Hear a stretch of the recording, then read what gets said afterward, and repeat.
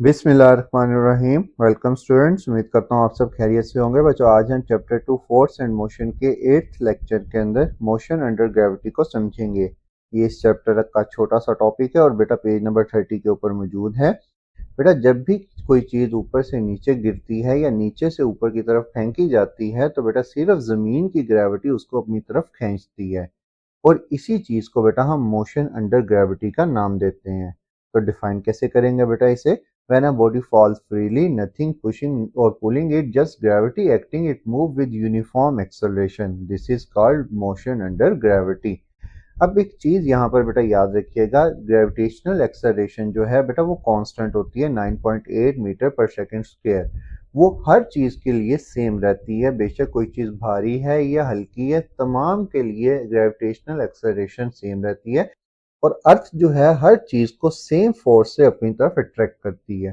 फर्ज कर लें बेटा आपके पास एक भारी पत्थर है और एक कागज है। अगर बेटा आप एयर फ्रिक्शन को रिमूव करके दोनों को एक साथ यहाँ से ड्रॉप करते हो तो बेटा अगर एयर फ्रिक्शन नहीं है तो भारी पत्थर भी और एक कागज भी बेटा दोनों सेम टाइम में जमीन से आके कोलाइड करेंगे।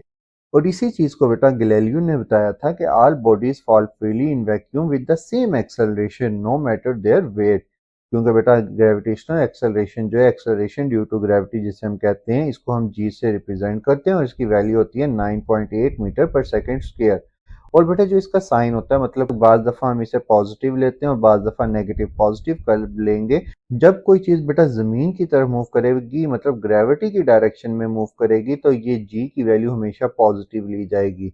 और जब हम फर्ज करें इस बॉल को जमीन से ऊपर की तरफ फेंकेंगे और ग्रेविटी और इस बॉल की जो वेलोसिटी की डायरेक्शन है वो अपोजिट हो जाएगी, तब बेटा ये ग्रेविटेशनल एक्सेलरेशन जो है ये नेगेटिव होगी। इसको फाइंड आउट करने के लिए, इसकी वेलोसिटी, इसकी हाइट, इसका डिस्टेंस फाइंड आउट करने के लिए हम इक्वेशंस ऑफ मोशन को ही यूज करते हैं, लेकिन सिर्फ दो चेंजेस करनी है।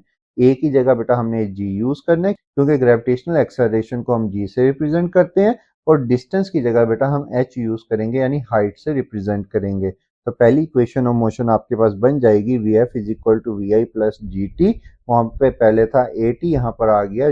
इसी तरह बेटा S is equal to V I T, तो यहाँ पर हो जाएगा H is equal to V I T plus 1/2 G T का स्क्वायर।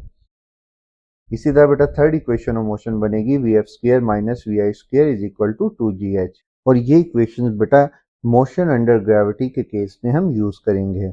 ये था बेटा आज का लेक्चर। अच्छा लगा तो लाइक और सब्सक्राइब करना मत भूलिएगा। थैंक यू, खुदा हाफिज।